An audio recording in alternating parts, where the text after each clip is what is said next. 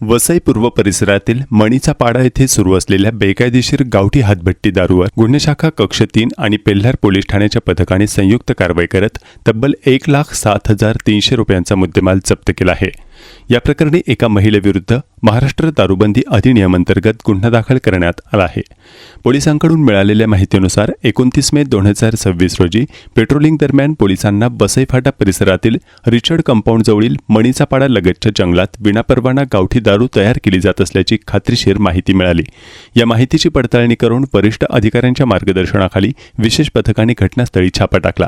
कारवाई दरम्यान जंगलातील एका तात्पुरत्या शेडमध्ये सुरू असलेली गावठी दारूची हातभट्टी उद्ध्वस्त करण्यात आली।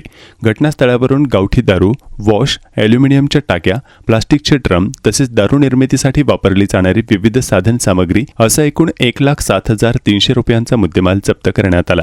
तपासासाठी आवश्यक नमुने जप्त केल्यानंतर उर्वरित साहित्य वाहतूक करणे शक्य नसल्याने पंचनामा करून जागीच नष्ट करण्यात आले। घटनास्थळी कोणतीही व्यक्ती आढळून न आल्याने पोलिसांनी स्थानिक माहितीच्या आधारे चौकशी केली असता ही हातभट्टी मणीचा पाडा येथील रहिवासी अनुसया शिंगाडे यांच्या मालकीची असल्याचे समोर आले। यानंतर पेल्हार पोलीस ठाण्यात महाराष्ट्र दारूबंदी अधिनियम 1949 मधील कलम 65E अंतर्गत गुन्हा दाखल करण्यात आला असून पुढील तपास सुरू आहे।